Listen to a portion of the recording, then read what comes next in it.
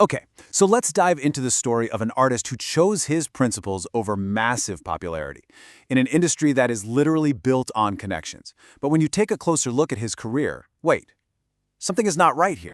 We're talking about Capleton, a total giant in reggae and dancehall. And at first, his career looks completely normal. It's long, it's successful, but he consistently, and I mean consistently, turned down collaborations that could have made him a huge international star. And the question is just, why? But then, I noticed this. It wasn't because he couldn't get the features. You have to understand, the top artists were lining up to work with him. It's because he absolutely refused to bend his principles for anyone. And that's where this whole story gets really fascinating. To really get why he said no so often, you have to understand his code. I mean, he's called the prophet for a reason. His goal wasn't just to make music. It was a mission to use his lyrics to hit on social issues and spread the Rastafarian message. And that mission guided every single move he made. So here's the absolute crucial point. For him, music wasn't just entertainment, it was a mission. His entire code was built on things like morality, consciousness, and spiritual discipline. Music was for education, not just an escape. And this set the stage for some major ideological clashes with the biggest names in the game. So what's so interesting is watching how this code got tested when he came face to face with the industry's biggest stars. This is where things really start to heat up. First up, Vybz Kartel. Man, their philosophies couldn't be more different. They were on totally opposite ends of the spectrum. While Capleton was preaching consciousness and spiritual purification, Kartel built his entire brand on shock value, on controversy, and on raw street themes. And this quote just sums it up perfectly. There was no way a collaboration could happen. It would have meant Capleton was endorsing a message he actively fought against in his own music. For him, that was a line he was never, ever going to cross. Then you've got the dancehall legend Beanie Man. Their conflict was about the very soul of dancehall itself. Was it a tool for moral correction, like Capleton believed? Or was it for party culture and what's known as slackness, lyrics that are all about escapism and often pretty explicit themes, which, Beanie Man often championed in his music? And this wasn't some quiet disagreement, oh no. It blew up into a very public feud, with sharp comments and interviews, and just this real palpable tension whenever they were in the same room. It was all rooted in ego, professional jealousy, and a fundamental clash of worldviews.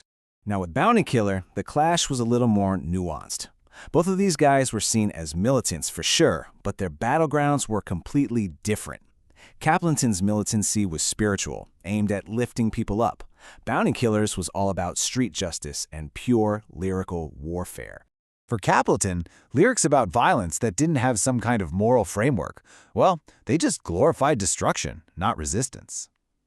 Now, they did eventually come to respect each other, and they even popped up on a DJ Khaled track together once, but ultimately, they kept their professional distance. Their paths were just too different.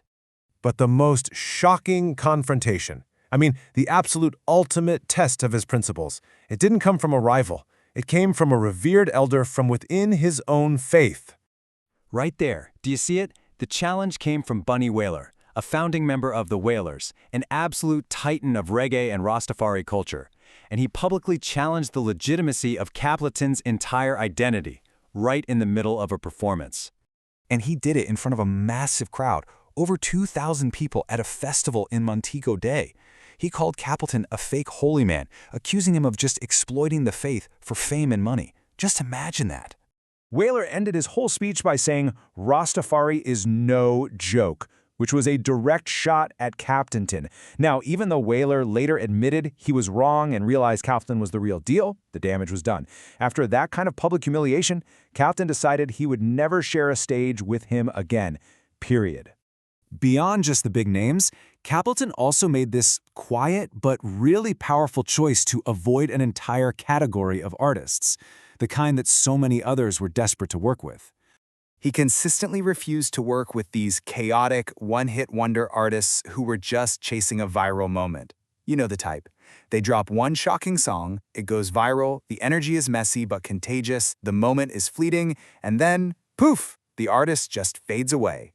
Capleton understood that all that chaos isn't creativity, it's just a distraction. He trusted time and his core values over the algorithm. He knew that relevance fades, but principles echo. He chose to build something that was actually going to last. This principle was crystal clear when you look at his stance towards Shabba Ranks. While Shabba was proving that dancehall could conquer the world and become a massive international star, Capleton was quietly asking a much heavier question: at what cost? Look, working with Shabba's commercial machine could have opened these huge international doors for him. But for Capleton, it's simple. Collaboration is an endorsement, and an endorsement is an agreement. And he refused to borrow power if it meant compromising his core purpose. So, what's the result of all these refusals? What kind of legacy did he build by saying no so many times? Nah, that's actually crazy when you really think about it. His legacy isn't defined by the collaborations he accepted, but by the ones he refused. He stayed steady, uncompromised. He proved that sometimes silence is the most powerful statement you can make, and he became a role model for a whole new generation of conscious artists. His fire was meant to purify, not just to burn brightly and then fade out. Capleton's story really shows that sometimes the most important decisions in an artist's career are the ones that happen completely off the record. It makes you wonder what truly defines a legacy. Is it the doors you open, or is it the ones you deliberately choose to keep closed? What do you think this is?